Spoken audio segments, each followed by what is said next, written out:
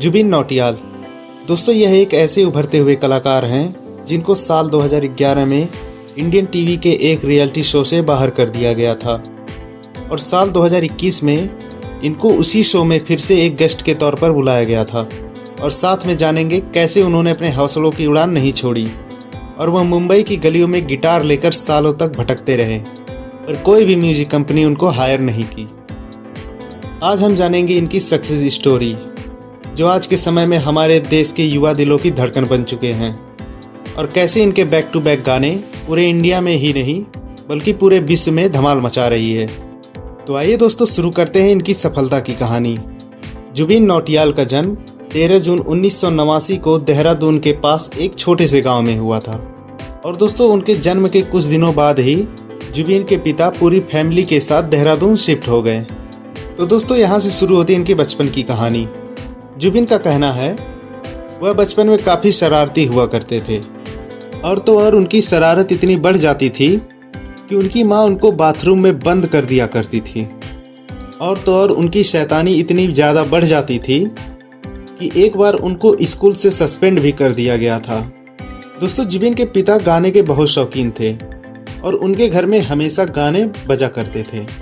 और जब जुबिन 4 साल के करीब हुए तो उनके पिताजी ने उनको गोद में लेकर एक गाना गाया, एक प्यार का नगमा है।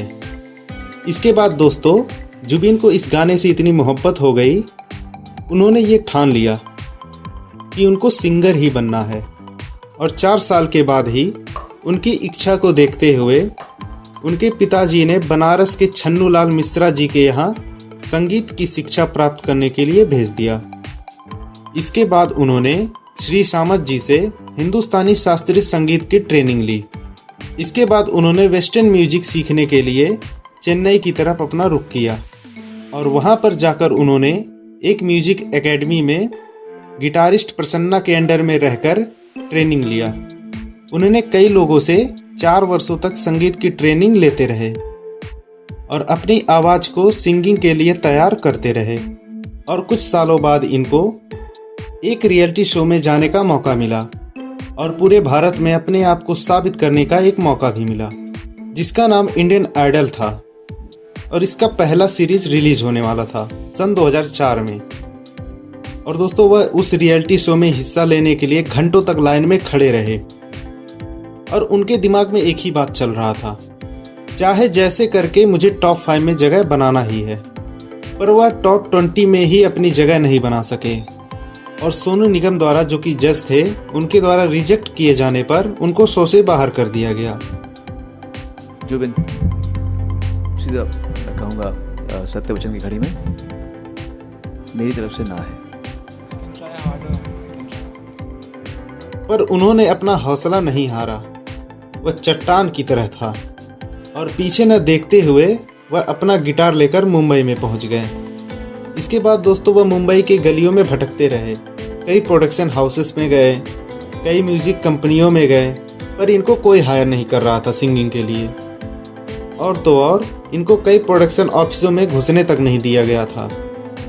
लेकिन उस रियलिटी शो की वजह से इनको म्यूजिक इंडस्ट्री के कुछ लोग जानते थे और कुछ ऑफिसों के चक्कर काटने के बाद इनको गाने में स्क्रैचेस गाने का मौका मिला।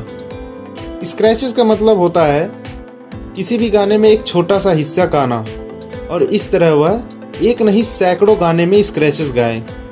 और इसी तरह साल 2014 में जब अक्षय कुमार की एक फिल्म में उन्हें गानों के स्क्रैचेस गाने का मौका मिला, और अक्षय कुमार जब उस गाने के स्क्रैचेस को सुने तो उनको काफ़ी पसंद आया और वह तुरंत अपने मेकर से बोले, मुझे इसकी आवाज़ में पूरा गाना रिकॉर्ड चाहिए। और वह अक्षय कुमार को काफ़ी पसंद भी आया, जिस गाने का नाम मेहरबानी था।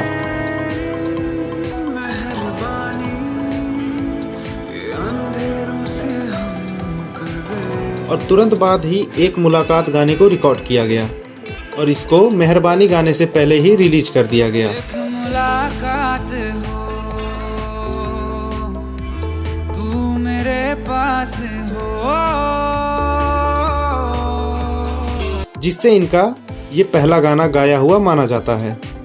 इसके बाद बजरंगी भाईजान जैसे बड़े फिल्मों में भी गाना गाने का मौका मिला और इसी तरह यह कामयाबी की सीढ़ी चढ़ते गए और आज के समय में इनका गाना पूरी यूट्यूब पर ट्रेंडिंग पेज पर जरूर रहता है और यह पूरी दुनिया के युवा के दिलों की धड़कन बन चुके हैं।